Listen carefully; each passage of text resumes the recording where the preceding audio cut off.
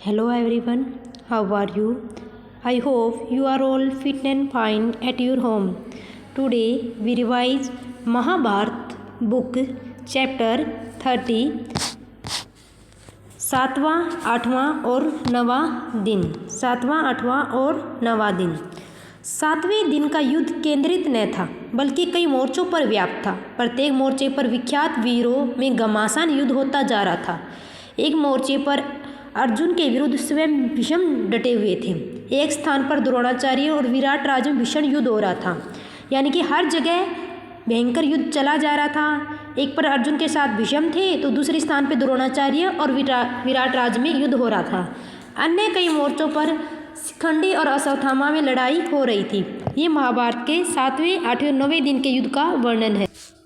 और एक अन्य स्थान पर धृष्टद्युम्न और दुर्योधन युद्ध में लगे हुए थे। एक और नकुल और सहदेव अपने मामा शल्य पर बाण बरसा रहे थे। दूसरी ओर अवंती में के दोनों राजा युधामन्यु से लड़ते हुए दिखाई दे रहे थे। एक मोर्चे पर दुर्योधन के 4 भाइयों की अकेला भीमसेन खबर ले रहा था, तो दूसरे मोर्चे पर घटोत्कच और भगदत्त में भयानक युद्ध छिड़ा हुआ था। यानी कि हर तरफ युद्ध की किलकारियाँ और धमनी सुनाई दे रही थी। हर तरफ एक दूसरे से वीर योद्धाएं लड़ रहे थे। एक और मोर्चे पर अलबुंस और सात्यकी की टक्कर थी। युधिष्ठिर का सुतायु के साथ द्वंद्व हो रहा था, यानी कि युद्ध हो रहा था, जबकि कृपाचार्य और चेकितान एक अन्य मोर्चे पर लड़ रहे थे। द्रोणाचार्य के साथ लड़ाई में विराट को हार खानी पड़ी। विराट कुमार उत्तर और सवेत पहले ही दिन की लड़ाई में काम आ चुके थे। काम आना बेटा मारा जाना, यह मुहावरा भी है। काम आना मीन्स युद्ध में मारा जाना।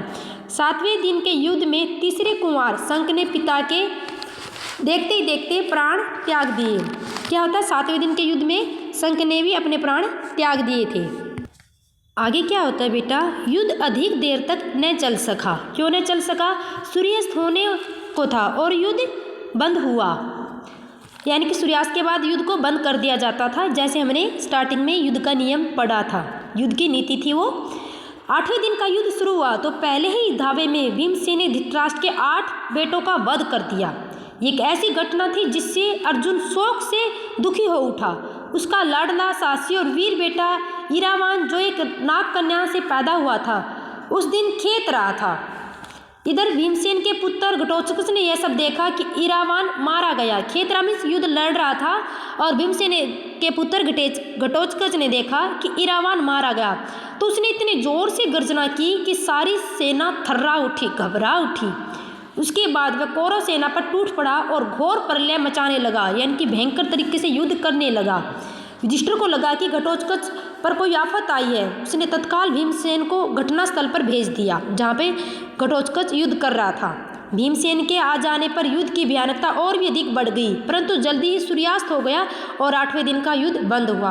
अब बच्चों, 9वें दिन के युद्ध में अभिमन्यु और अलम्बुस में घोर संग्राम छिड़ गया। अलम्बुस के में घोर संग्राम छिड़ जाता है। संग्राम मीन्स युद्ध। धनंजय के पुत्र ने पिता की भांति ही रण कौशल का परिचय दिया, यानी कि अच्छे युद्ध योद्धा होने का उसने परिचय दिया। पांडवों की सेना के पितामह ने उस दिन बड़ी ही दुर्गति कर डाली थी। दुर्गति यानी कि बुरी गति। यहाँ तक कि अर्जुन और कृष्ण दोनों को ही बड़ी पीड़ा हुई। सैनिक बहुत पीड़ित हो रहे थे। थोड़ी देर में सूर्यास्त हुआ और 9वें दिन का युद्ध भी समाप्त हो गया, यानी कि सूर्यास्त के बाद युद्ध बंद कर दिया जाता है।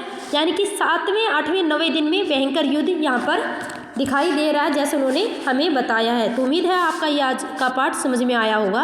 अगली कक्षा में हम एक नए अध्याय के साथ फिर होंगे।